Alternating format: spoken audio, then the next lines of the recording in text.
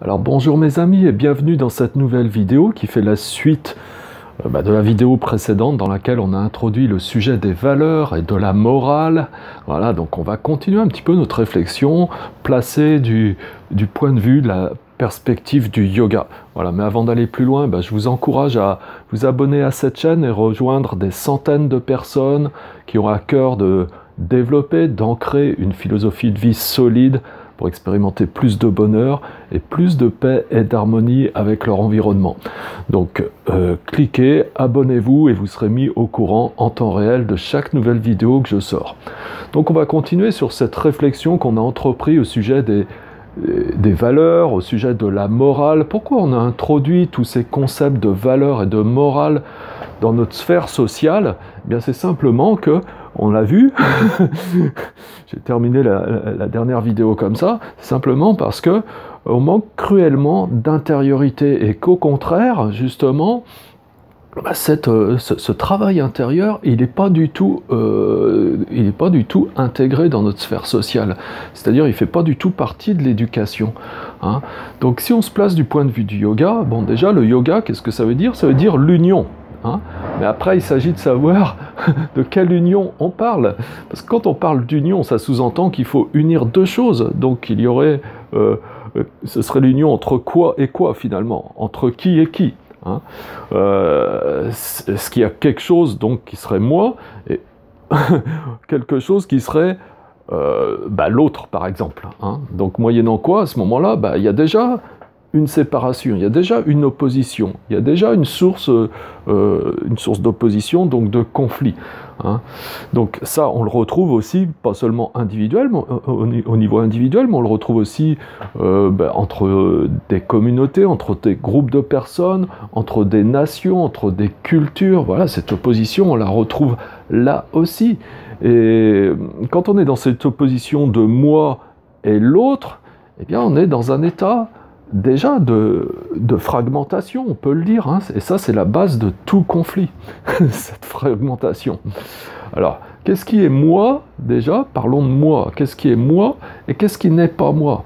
Parce que d'habitude, quand je parle de moi, je parle de ce corps, je parle de ces pensées qui sont là, je parle de ces émotions que j'expérimente, je parle de ces croyances qui sont les miennes, et je m'approprie tellement toutes ces dimensions que finalement, eh bien, avec tout ça, je crée une véritable identité comme étant moi.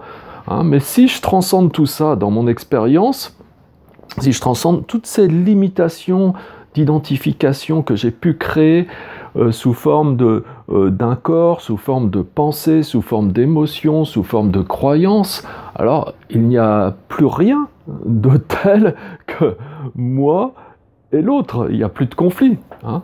Si à travers la méditation j'expérimente l'état de non-séparation, ne serait-ce que d'une manière toute relative, si je commence à toucher un petit peu ça, à l'expérimenter, on parle vraiment d'expérience, oui, et que je ressens finalement que de manière vraiment intime que chacun est une partie de moi-même, et que moi-même je fais partie de chacun, et qu'on est tous unis, et que ça je l'expérimente vraiment profondément, c'est-à-dire que j'ai développé une expérience intérieure.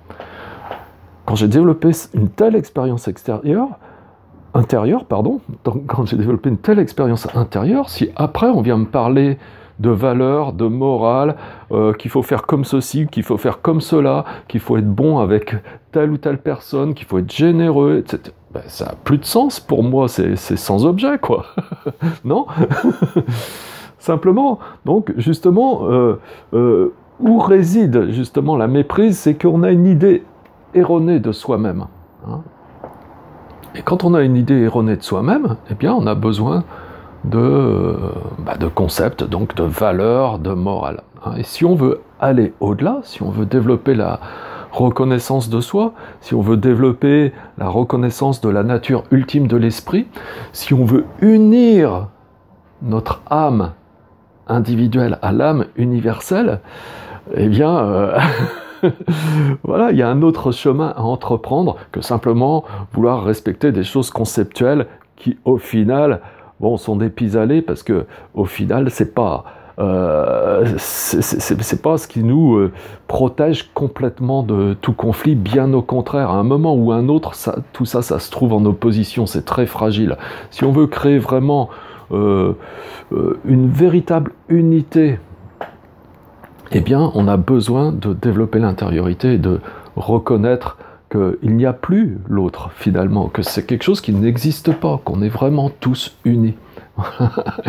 Voilà, c'était le message que je voulais vous transmettre en partant eh bien, des valeurs et puis de la morale, de ces deux concepts-là. Voilà, j'espère que vous avez aimé cette vidéo. Si c'est le cas, je vous invite à cliquer sur j'aime. Au passage, n'oubliez pas de télécharger la méthode de méditation ici et maintenant, qui vous donne déjà quelques éclairages sur le sujet de la méditation, avant que, le cas échéant, si vous n'avez pas encore commencé ce chemin, vous puissiez vous engager sur ce chemin de la méditation qui va vous apporter tellement, vraiment. Voilà. Donc je vous dis à bientôt pour une prochaine vidéo, mes amis, et merci pour votre fidélité. Au revoir.